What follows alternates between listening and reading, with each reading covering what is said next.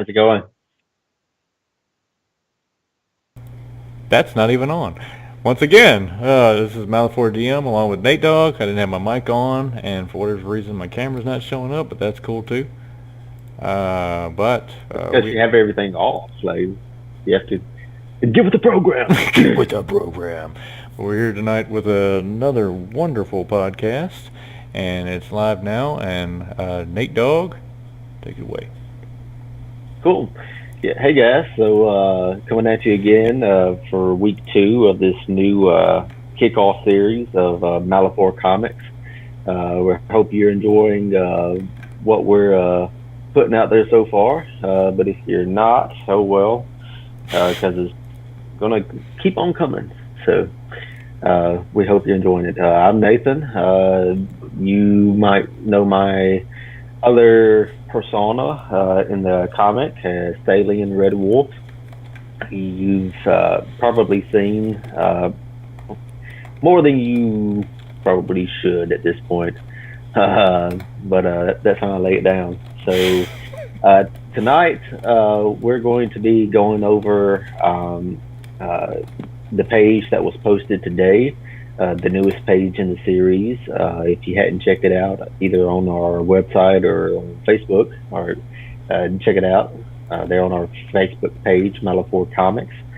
Um, but today we're going to be going over the new page and talking a little bit about character deaths. Kind of our experiences both as players and DMs. Um, just going over them deaths. This game, there's quite a few, as you'll learn. Not everyone makes it, and a lot of the new people don't make it. So, but a lot of them do. There's still a few of us kicking around here in the old world of Malifor. So that's what we're going to be discussing tonight. Um, so I don't. Huh? Yeah, no, yeah, we're good. Yeah, yeah. Links are Cool. posted now on social media for anybody just tuning in. That's what I was doing. But yeah, we're going to talk about that. But I kind of wanted to start off quickly showing the page from last week as we talked pretty in depth about. It was showcasing the new painting style, and the various things. You kind of see the flaming sword of Falel, the elf bandit that the group is facing off with, and you can kind of see some foreshadowing of the of how the group is surrounded, and they have walked into a pretty big trap. And so yeah, last week, in case you didn't see that, you can actually go on, just follow the YouTube link, go to the YouTube channel, and you can see last week's episode where we just went a little bit more in depth about all the previous pages, the differences in this art style compared to the other one. And so with that, I kind of want to bring up the latest page, which is here, where we see now that, Ow. yeah, that Philel, What a jerk. Like, yeah, Philel ain't playing around. Dorant kind of said a pretty smart aleckly line, and he's just kind of showing that he means business, and just kind of really wanted to focus on this page by showing the impact that, this is. There's been a few like jokes and quiffs and stuff on previous pages, but this isn't just some kind of like fantasy where there's heroes and they go and slay the dragons and everyone's okay. Like, there is some collateral damage along the way. It actually gets more and more serious. I think Nate Dogg can vouch for that as the story goes on. oh yeah. And like, Almost to a point that you hate yourself, but you can't stop playing. Yeah. yeah, I put like some very hard choices on these characters and on these players throughout the game, and they lose a lot of good people. This particular character was my old boss. Hey there, Johnny, and he really enjoyed this night. It was just one of those where the dice gods spoke, and it played out a little differently that night. But it was pretty interesting nonetheless. Dorn's a really good character, and oh, go ahead. And now you're no longer working for that individual. Is that correct? This is true. He fired me shortly thereafter.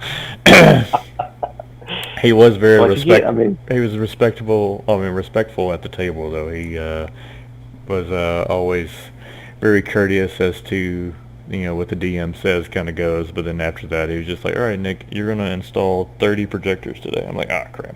All right." But yeah. So we see here that Philo basically gives the signal to that archer that was on the previous page and has shot the one that spoke.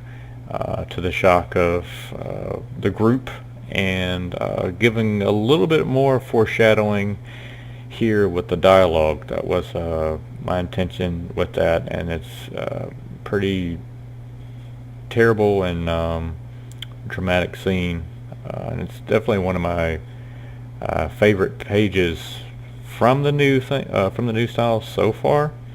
There's a few more that come after this that I'm liking each page. It's kind of weird as I work on them. You kind of each one that you're working on, you're like, this is my favorite. No, this one's my favorite. This one's my favorite. But this one is definitely like it's still at the top of my list so far.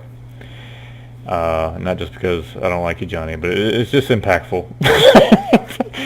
Like the design elements and different things and how it kind of leads you around the page and like the I separated the and it's pretty impactful, literally. I mean, he's getting impaled in the back of the neck. Let's say so.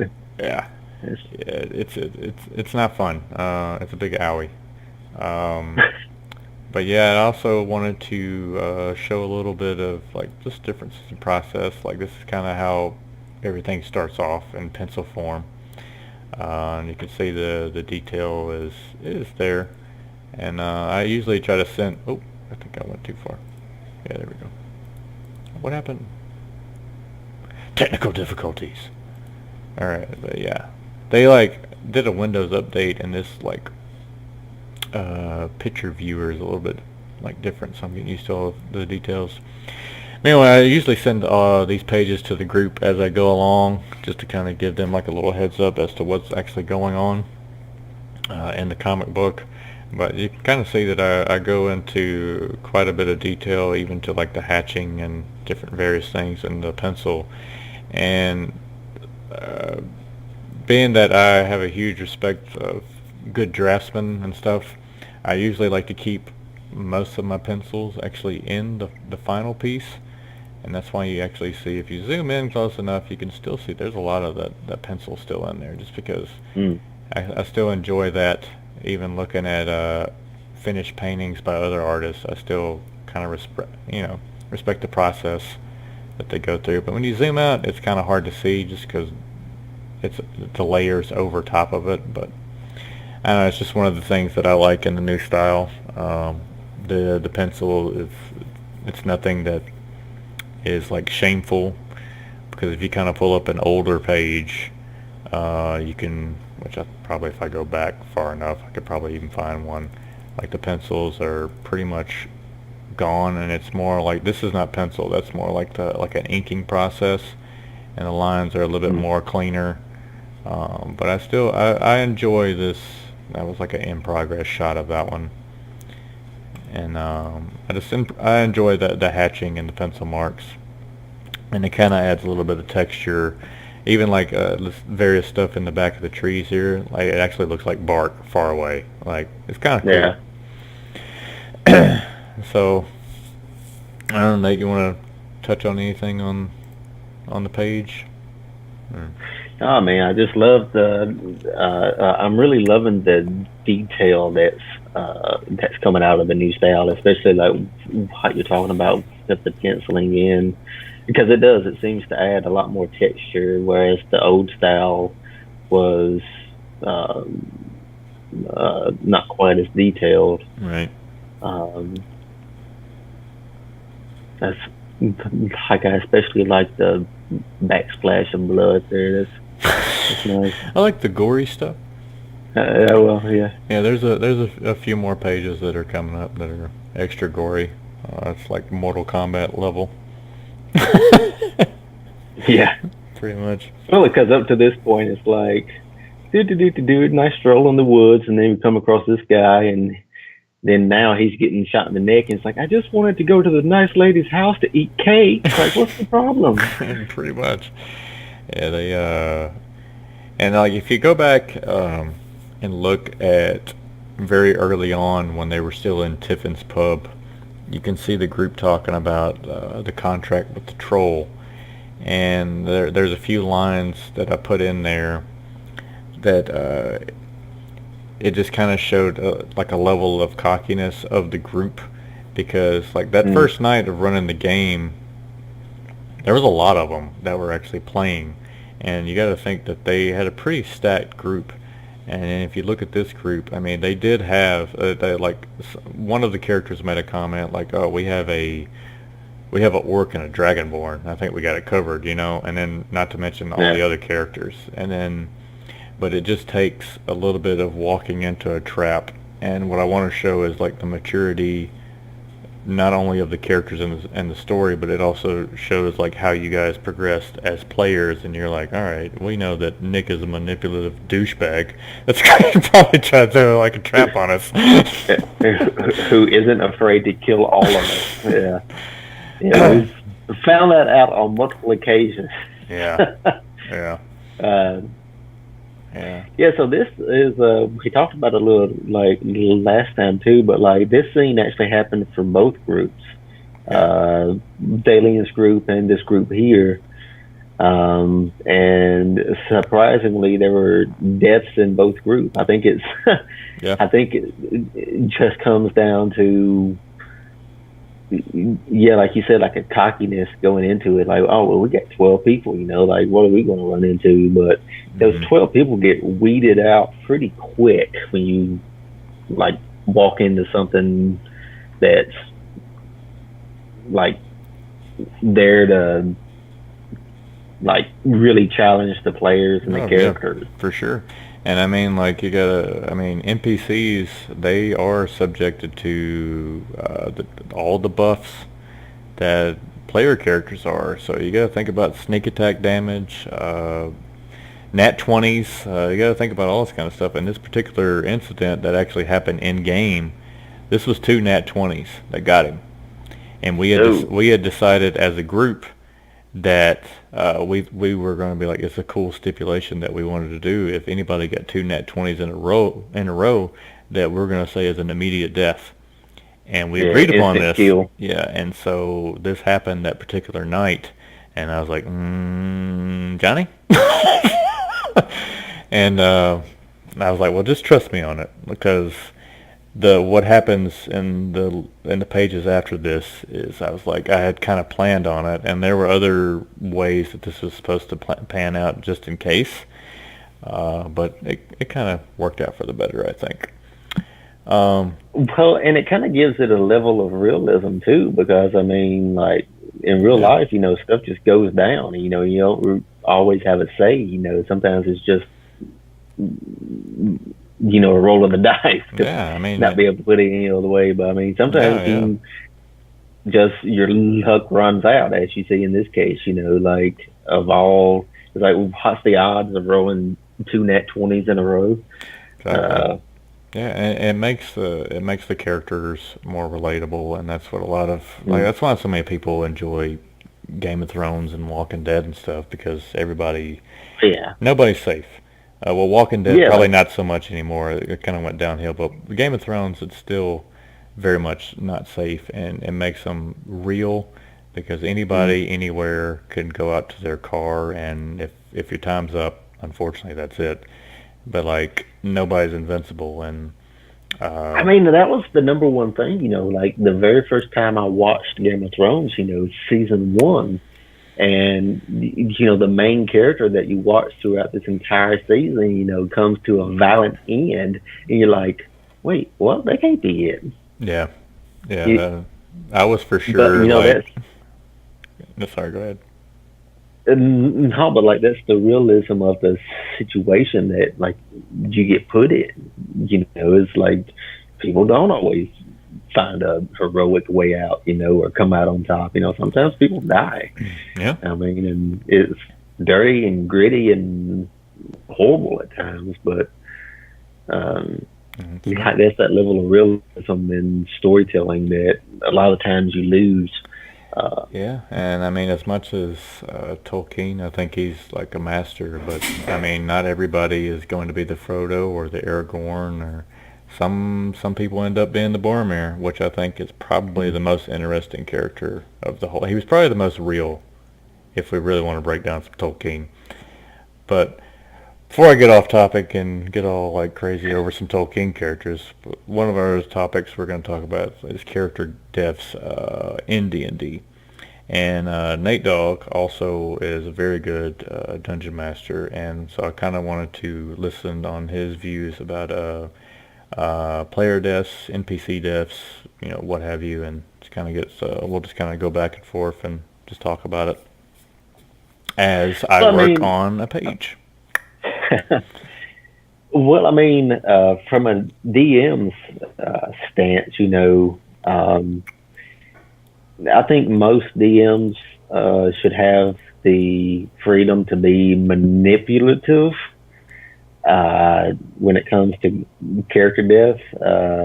There are some nights where the purpose is TPK, total party kill, where like you're going to throw them up against whether it be that big boss fight at the end of a part of a campaign or just a bad random encounter. DMs um, a lot of times can kind of pick and choose. Like you want to still maintain a level of threat. Like you don't want the characters to get used to coming out of everything unscathed. But at the same time, if you have a good group of characters and a good group dynamic, it can be hard sometimes to kill off those characters, and especially to do it permanently. In D&D, there's a lot of spells, where you can resurrect people and bring them back from death and stuff. Sometimes they lose sometimes they lose a level, and depending on the spell. So sometimes dead isn't always dead, as I have learned in the past, both as a Yeah. DM and a player, is just because you're dead doesn't mean you're dead. Uh, and sometimes, depending on how you died originally, you're pretty dead. Um, and then there's some times when, as a DM, you just leave it up to the dice, as you see here in this last page.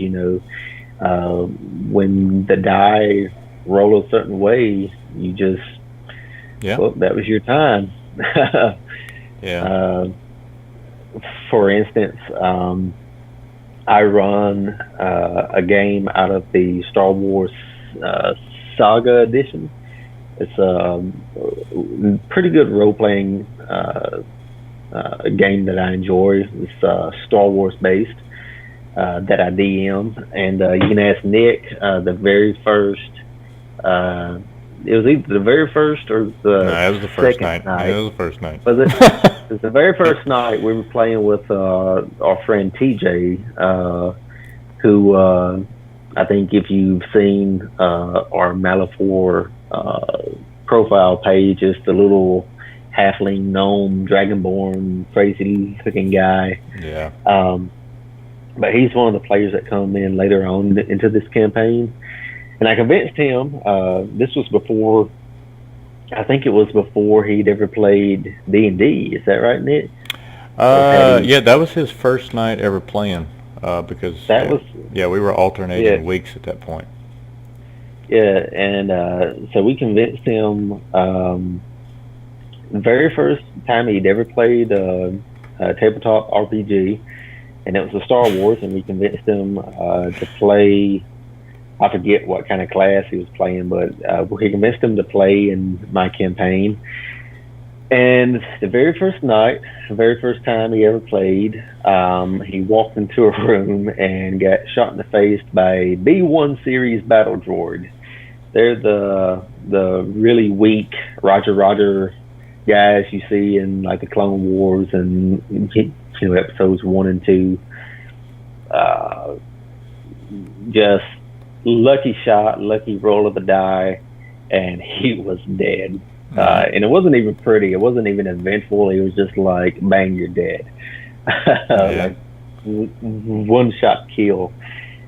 And I felt, as a DM, I felt horrible because here's this new guy. He's never played before. He's taken the time to create this character, and we play.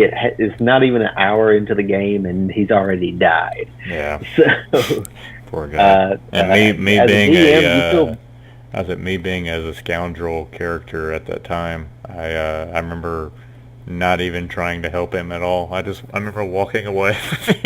yeah. Like, oops. And as a DM, you just feel like so sad almost for killing this guy's character that he's worked so hard on and hadn't Yeah. even played but for like 30 minutes and he's already dead. Because in that series, there is no resurrection spell or anything. Once you're dead, you're dead. Yeah. So there's no coming back from him. But we sort of resurrected him. We basically allowed him to use that same character and all of his stats and everything. And we allowed him to play that character's, what was it, his cousin? Yeah. Yeah, just so he wouldn't have to roll up another character. Roll up a new, yeah. So he kind of got that a little bit, and it added a cool dynamic to the gameplay and to the story. Having this guy come in whose cousin was killed from this evil guy now we have to go fight and find and kill or whatnot. Yeah. So it added an interesting level to the story, but it was completely inadvertent and kind of crappy. Yeah. But that happens sometimes. Yeah. Oh, this guy's killing someone here. Yeah, good old Evian, the huntsman, is taking someone out. But yeah, no, I kind of very much very similar viewpoints on all that. Even not just players. There's a lot of NPCs that I get like really attached to. And yeah, and the players get attached to. Like I can't tell you in my D&D campaign that I ran with y'all, like there was just this one random character who wasn't even an NPC. Like he was just like a no-name grunt who was just supposed to get stabbed and killed. But y'all like rescued, brainwashed him, and like turned him to your side. Now he's a bard traveling with y'all, like NPC. And I can't tell you how many times I've tried to kill him because he just doesn't belong there. But now he's dead. Like he's a member of the party, he's a member of the family now, and so it's like a little goblin that I named Larry. Yeah. Yeah. Oh man, but yeah, like NPCs I get attached to. But yeah, I'm depending on like there's certain story arcs that I'll plan out for player characters and NPCs, and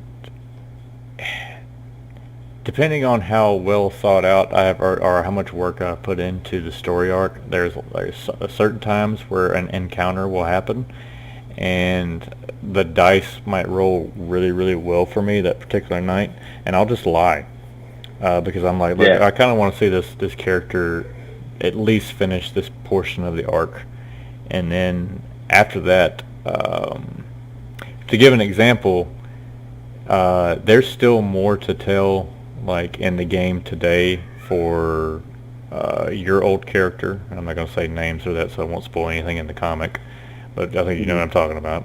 Jess's old character and Noah's, and there's still more to tell with them. Like TJ's newest character, well, I wouldn't say not Willie Nelson, not that one, but the other new one. His is still stuff that hasn't been touched on. So if once those characters are coming back into the story, there's still a lot more that I want to do with his. There's still a lot more that I want to do with y'all's. But there's also that sense that they've done a lot, and a lot of the interesting stuff that I wanted to tell has already been told. But they still Right. have room to grow. But there's other stuff that I'm kind of like, well, I mean, there comes a point where like now they're like some cool stuff has happened to them, and if it happens, it happens.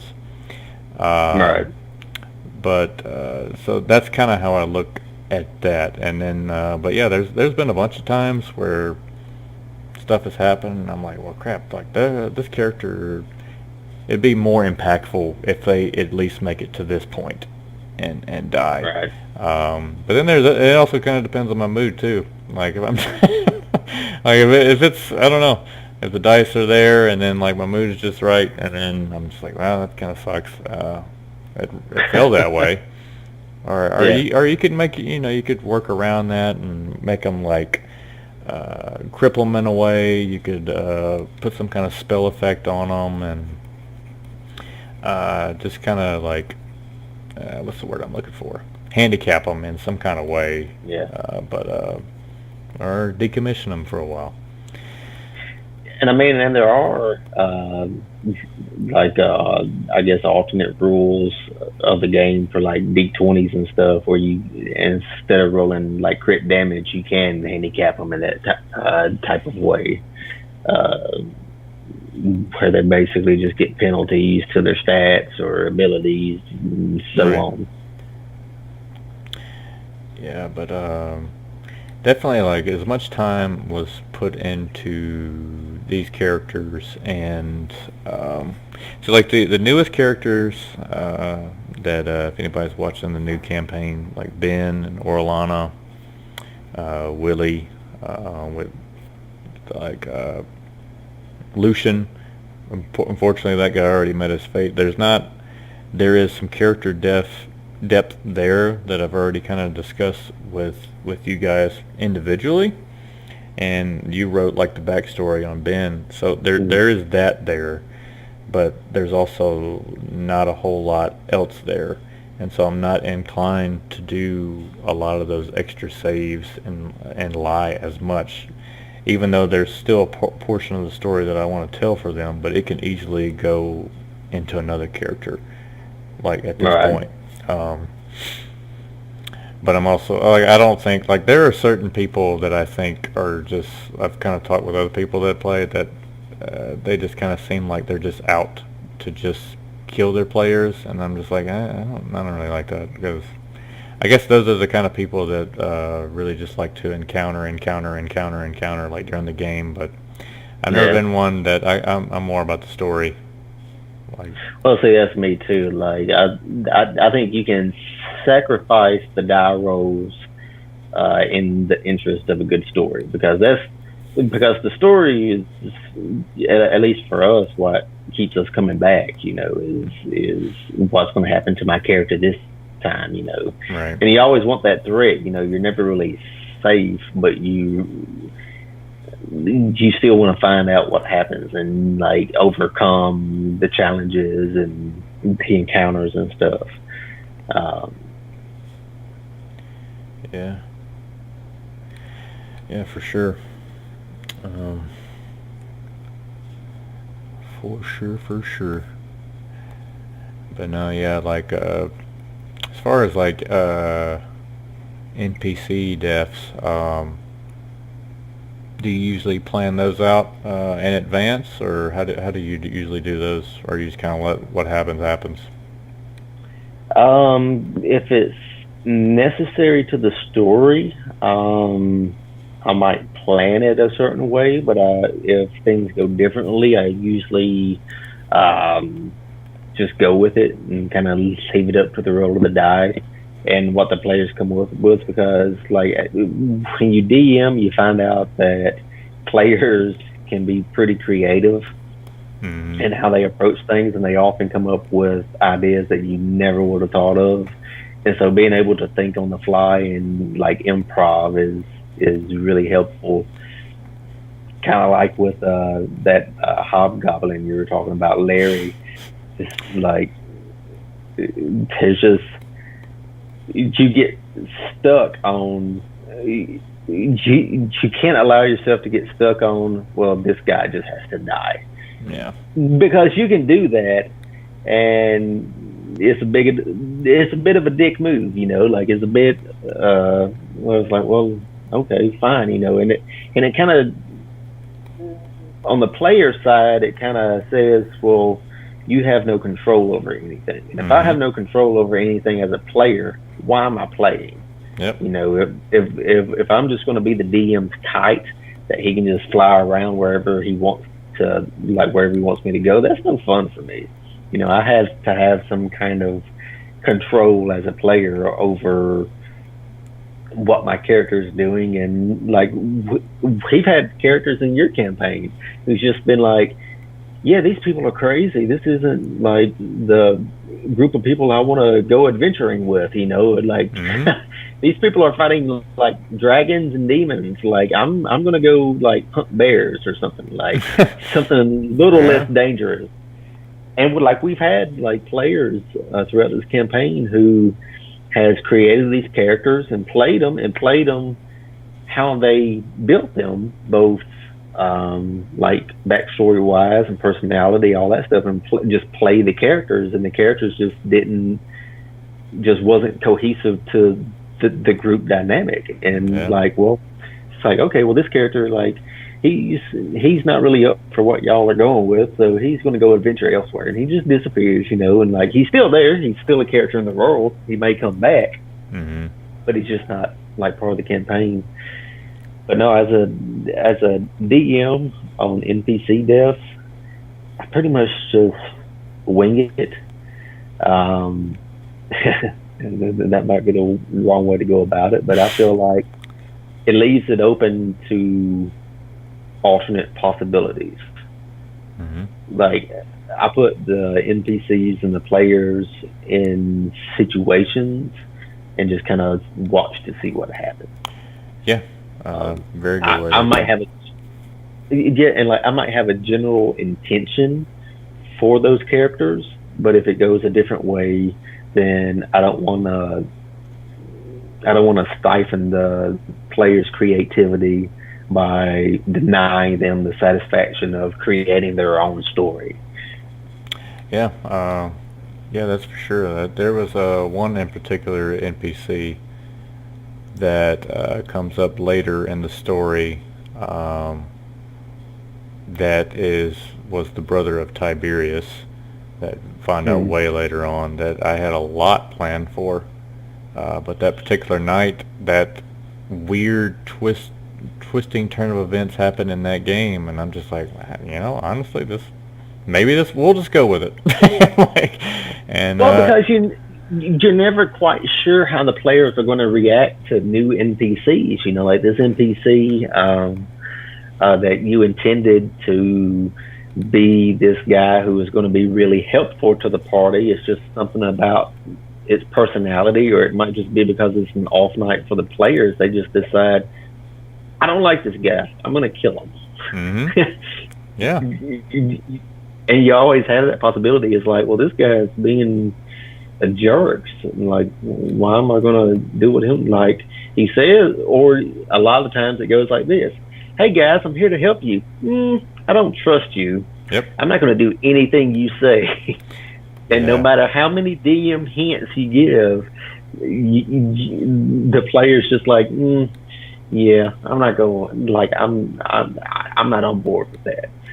And you have to like give your players the freedom to do that, and it makes the game so much more interesting, because you don't know who the players might decide to kill, you don't know who the DM might decide to kill in return. yeah. So No, anytime you make a game in any way, shape, or form like incredibly linear, then you're taking so much away from a role-playing aspect. No one in your game should be safe at all. Anybody should be able to be not only killed but be wooed, be persuaded. It doesn't matter if it's a damn dragon or a king. If you roll a nat 20, then you, on a diplomacy check, guess what? You just persuaded that red dragon not to eat you. Good, congratulations. But like, that's just how I think of it. But like, yeah, it definitely, like, there's been not just that NPC in particular, but there's been other ones where like I'll have cool stuff planned and it just didn't work out for them, or you guys, which I had told you guys many times before, there is a villain that comes up way after this current villain that I never intended to be a villain. And you guys just hated him so much, and I was like, why do they hate him? And I was like, well, okay, I'm not going to fight it. They hate him. That's cool. Well, they're making us do all this crap and blah, blah, blah. All right, well, he's villain now. So definitely listen to what your players are doing and how they react to certain things, and take notes on that. And I really think that it's kind of it's a completely different topic, but also kind of like, I think it's important to call out your players too, especially if they act totally out of character, depending on how strict you want to play your game. But after a while, you kind of know the characters and how they play, and I'm like, like Phalium wouldn't do that, or like, I don't know. I probably wouldn't say it during the game, but maybe afterwards I was like, I don't know, Nate. Like, I have never done it to you, but like, just I think it's important. Our group stays pretty well in character. Yeah, and like you also have to kind of watch out for the metagaming and like that sort of stuff, which we're pretty good about not doing for the most part. Yeah, that's for sure. That is for sure. It's like, yeah, sure, but no, I mean, like, because sometimes you do, sometimes you just have to figure it out yourself. No. That's really cool. Now, is this now what is this that you're working on here? This is a page that's a few pages away from the one that was just released, so I just kind of wanted to showcase a little bit more of the process. This is kind of how this is called an underpainting in a traditional painting sense, and you basically, well, the way I do actually my oil paintings is I don't paint in grayscale.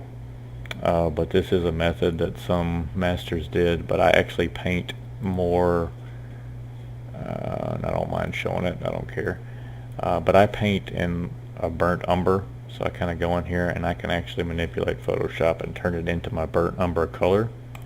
And then I have another layer that Dylan Smith actually helps with, as he flats the colors for me, and so the colors pop on there, and I turn that onto a color layer, and I can kind of go in there and manipulate and slowly change it to how I want the opacity and different various things.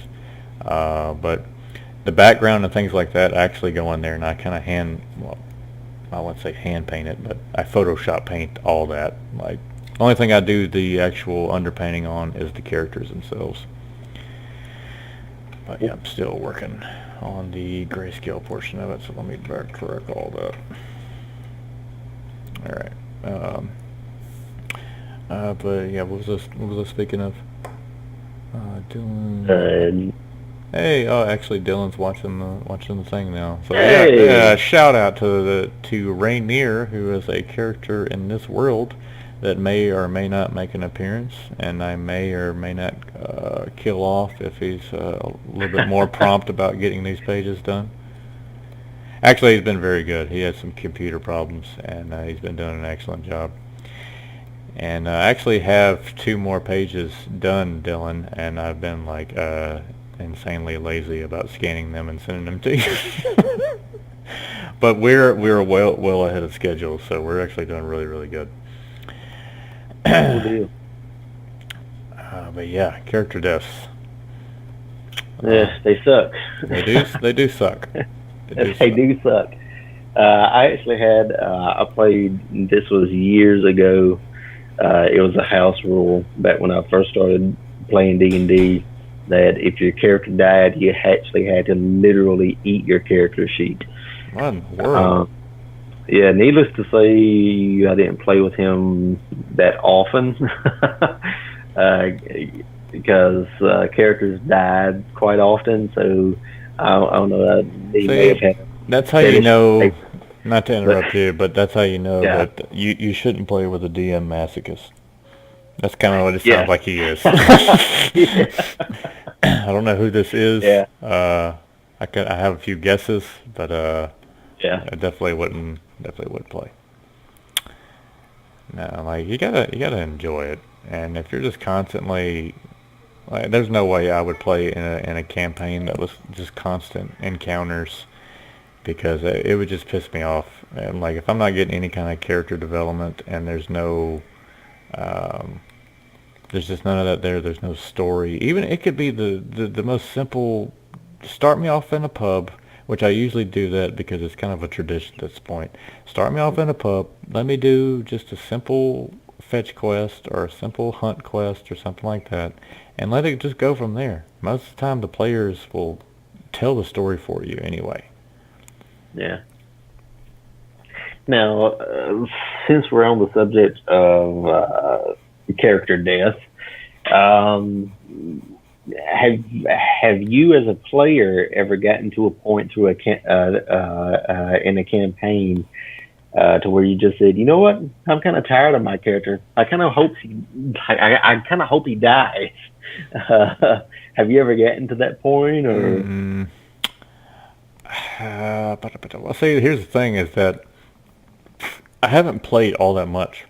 It's like when I started playing, whenever we started this game, I think I played a few times with them, and it was actually this guy here, Evian, Mm. and then I was like, hey, let me try doing this, and then I started, and then shortly after that is when I called you guys, and I was like, hey, I'm DMing again if you guys would like to play, and then I played like the few games with you, and that's been it. I've maybe played Mm. maybe 10 games, so I've never gotten completely tired of my character. I've seen people get tired of it, like David with Fall Deer that one night where he's like, I just want to roll off this cliff, and then I kept saving him. Well, I think that was part of his character too, because he'd Yes. been paralyzed and was in a wheelchair, and so he just like he was just playing his character. But no, I mean I'll have to admit, there's been a few times playing through, and it's just like, you know what, I have a really interesting idea for another character. Hmm. I can't play that character because I have to play this one. What if he just conveniently died? Yeah. So I could bring in this new guy. You know, like you get that occasionally, especially me, because I love making up characters. Like I love creating backstory. You know, all that stuff. Like combining classes and all that stuff, just to create this wide range of uh, characters, base characters.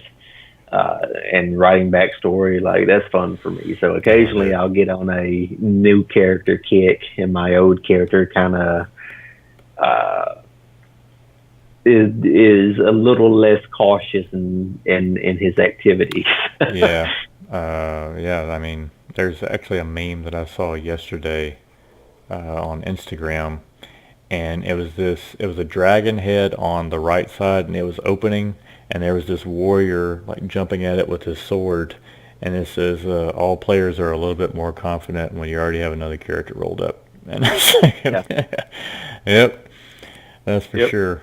Uh, but yeah, no, there's been a few people that I've played or are played in my games that they would constantly they just really enjoy making characters, and then it's kind of a good and bad thing because they would never get set on one, and I'm like, well, I can never really progress your character because you constantly want to play something else. And if Hunter ever watches this, Hunter knows what I'm talking about. Hunter was the guy that, remember, he played that pirate character and then Yeah. that monkey Yeah. character. Yeah, he constantly liked to make new characters, and um, I mean, I don't know. I kind of get set on certain characters, and I just kind of like to see their story. Like I said, get to a certain point, and then I'm like, okay, they kind of went their course. This would be a good point to exit, and then at that point you can move on. You can either kill them off or just sort of send them off somewhere else and maybe progress. I mean, have them come back a little bit later on. Yeah. But yeah, like you kind of touched on a little earlier, like character deaths don't have to be the end, because I mean with this, there's been a few times where characters in this world have went over to the underworld and various places, and there's still a chance to be creative and bring back characters you haven't seen in a while. And Mhm. And there's flashbacks and images and memories and yeah, uh, some very creative ways on bringing back characters, and even if just for a little while.